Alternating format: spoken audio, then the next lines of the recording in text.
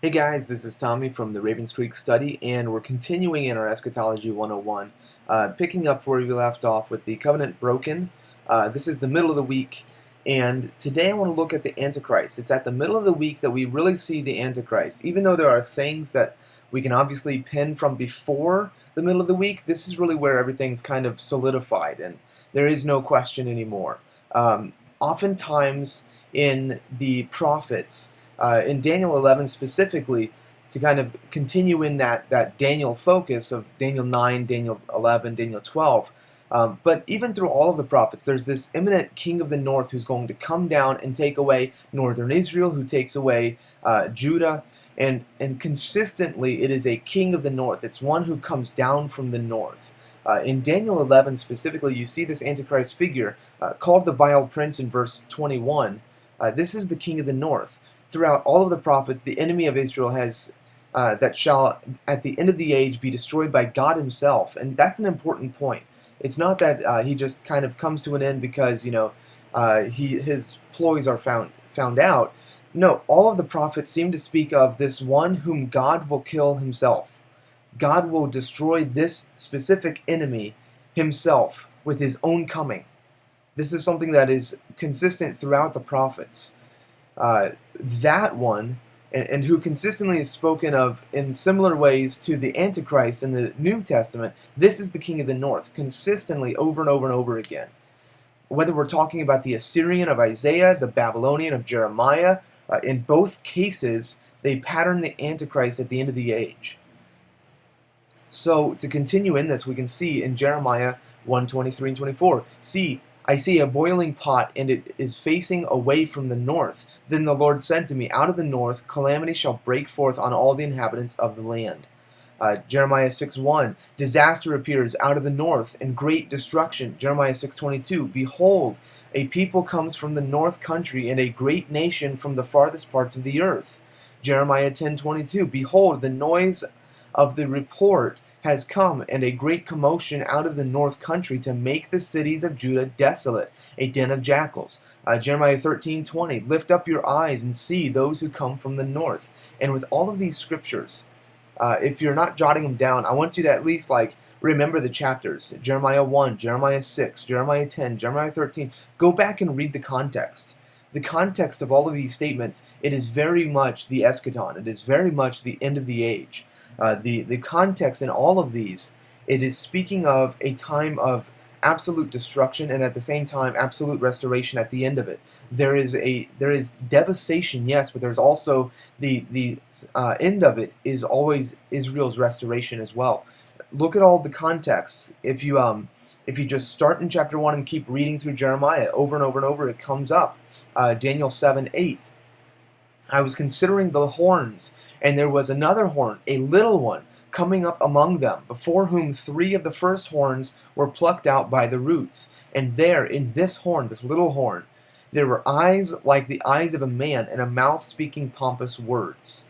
Now, this is that fourth beast, if you will. So, when you look at the 4 beasts, you have Babylon, Medo-Persia, Greece, and then a fourth beast, which, it's debated, is that Rome? Is that the Ottoman Empire? Is it something else entirely? Is it still future? However you look at it, you've got this little horn is obviously the Antichrist. You can compare that with Revelation 13 and see the pompous words in this mouth that speaks arrogant, blasphemous things.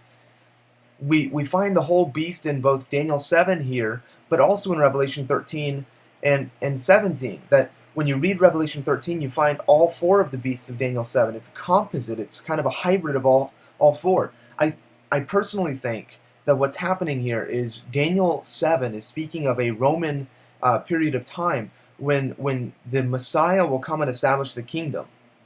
But Daniel 7 is not fulfilled entirely with Rome and the destruction of Rome and the coming of Jesus to establish the kingdom here on earth. I think that there's still something beyond that, and this is what Revelation 13 is picking up on, is that all 4 of the beasts are of the same kind of spirit, if you will. They all subscribe to that same kind of Babylonian spirit, that same Antichrist spirit. And there's one who will come.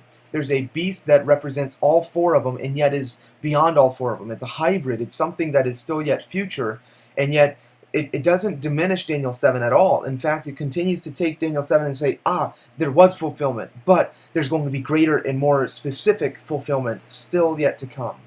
I think that's what's happening in the book of Revelation. And so what Daniel 7 and 8 describe is found fully in Revelation 13 and 17.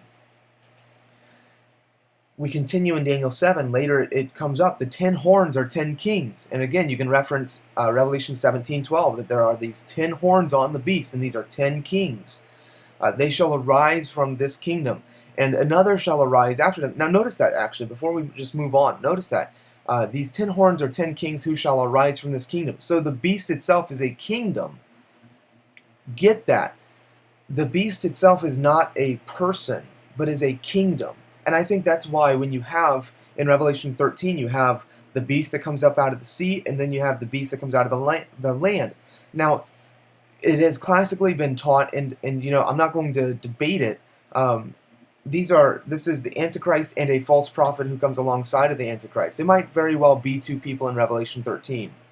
But don't miss that the beast is a kingdom. The reason you shouldn't miss it is because when you come to Revelation 17, we're no longer talking about an Antichrist figure. We are talking indeed about a kingdom.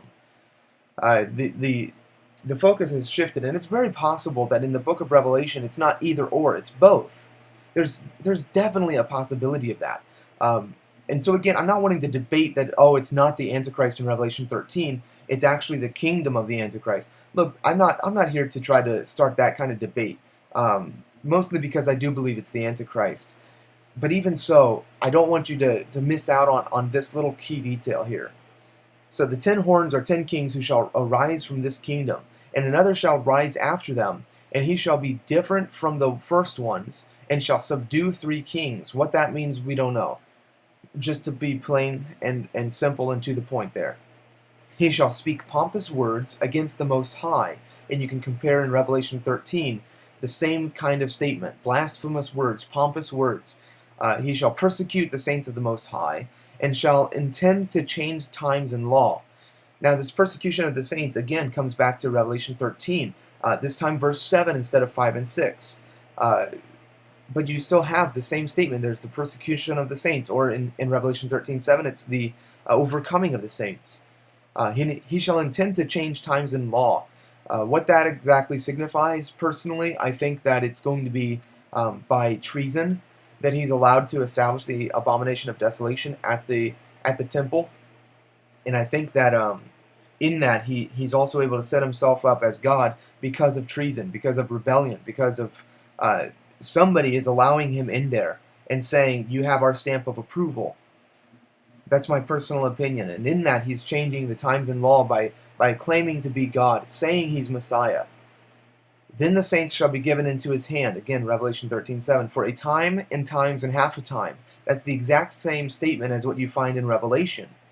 You find 1,260 days comes up multiple times, but so does a time, times, and half a time. It's the last 3.5 years of the tribulation. So we see this man coming to power in the middle of the week and starting these things in the middle of the week, and they continue for the last half. Does that make sense? Daniel 8:23-25. And in the latter time of their kingdom, when the transgressors have reached their fullness, a king shall arise, having fierce features, who understands sinister schemes. His power shall be mighty, but not by his own power. And you can see again in Revelation 13:2 that he's given the throne of the devil. He shall destroy fearfully and shall prosper and thrive. He shall destroy the mighty and also the holy people. He shall even rise against the prince of princes, but he shall be broken without human hands. And I give you a few scriptures here to look at. And you can even think of like Revelation 19. He doesn't come to his end by dying in battle.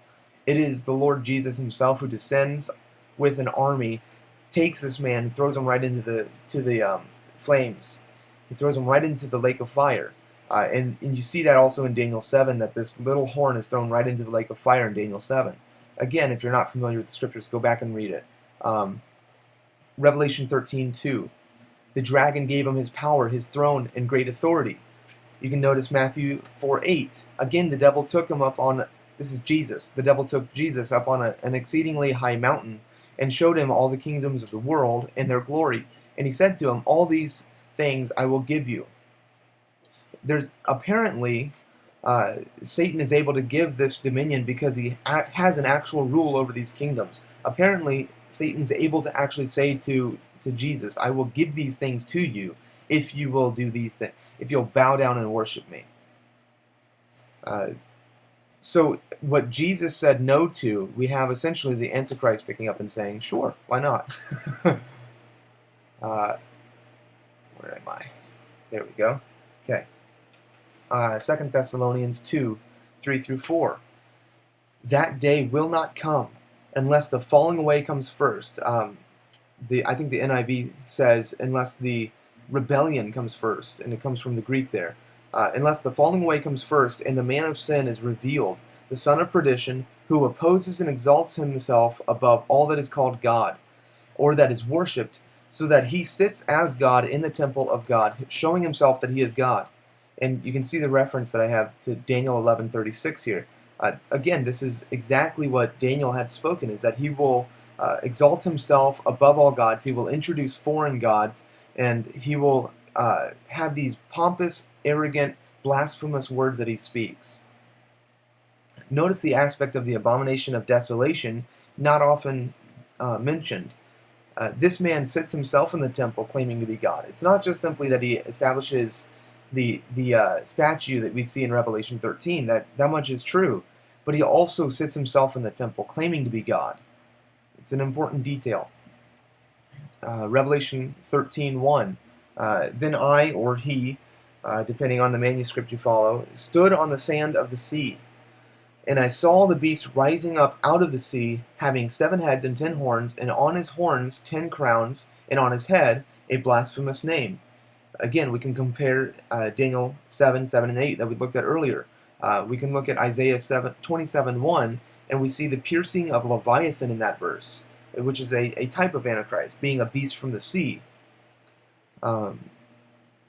We continue in Revelation 13. Now the beast which I saw was like a leopard, his feet were like that of a bear, and his mouth like that of a lion. And you can see these are the 4 beasts of Daniel 7, but they're now in the opposite order. Whereas Daniel 7 lists the lion, the bear, and the leopard in that order, now it's going backwards, leopard, bear, lion. So this is a hybrid of sorts from Daniel's vision. Daniel even starts with the sea being stirred up that we saw in Revelation 13:1 with the beasts that come out of the sea. So it is with Daniel 7. We continue in Revelation 13. And I saw one of his heads as if it had been mortally wounded, and his deadly wound was healed. And all the world marveled and followed the beast. Now, I'm actually going to maybe skip that note. Feel free to read it, but I don't think it's important to go through. Revelation 13:4. So they worshipped the dragon who gave authority to the beast, saying, who is like the beast? Who is able to make war against him? Notice these are praises sung to our God throughout the Old Testament. These are the exact statements that the people of God, the saints, sing unto the Lord, Jehovah. Now, these praises are being heralded for the Antichrist as if he has any comparison to our God. These are the people of the earth who are singing these things. We continue, and he was given a mouth speaking great things and blasphemies, and he was given authority to continue for 42 months. Then he opened his mouth to blaspheme against God, and blaspheme his name, his tabernacle, and those who dwell in heaven. It was granted to him to make war with the saints and to overcome them. And authority was given to him over every tribe, tongue, and nation.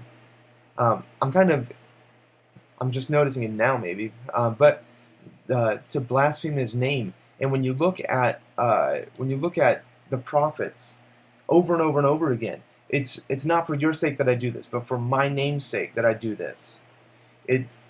When I restore Israel, then you shall know, or the nations shall know. And it's always resting upon his name. There's something intrinsic about the name of God, that he is continuously wanting his name to be honored and glorified. And here we see the Antichrist blaspheming his name, and those who follow along with the Antichrist rejoicing in that.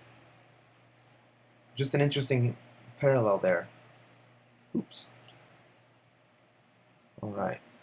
Continuing Revelation 13:7, we're going to sum up with this. Notice the issue of overcoming. We have that the Antichrist overcomes the saints. And you can notice the issue of overcoming. In Revelation 2 and 3, it is told to the churches that he who overcomes shall receive such and such reward.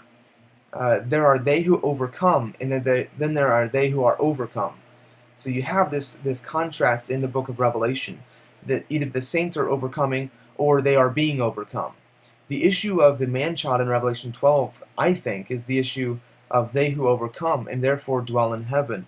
Now, there's a lot that goes into that passage, but I think that that's one of the things that we're seeing there. Those of the earth are they who shall be overcome, which is not simply a statement of martyrdom. And I give you another verse here you can check out. I think in being overcome there's an essence in which they are now renouncing the faith because of whatever persecutions. It's kind of like what Jesus had said regarding the seed that falls on the ground, and there's the 3 or 4 different types, and one of them, when they see the trials of this world, when they see the struggle that they're going to have to endure, they give it up because they don't want to have to endure that. The cares of this life are too much. They want to cleave onto that. And I think that's essentially what's happening here. That it's like what Jesus would say in Matthew 24 even, that these things would happen to deceive the elect, if that's even possible. So that, I think that's a pretty decent summary we're going to end with. The next video will be on the abomination of desolation, the thing that's established at the temple. So until next time, thanks for watching. Grace and peace to you. Hopefully this is more than just information and really is able to kind of bring this to life.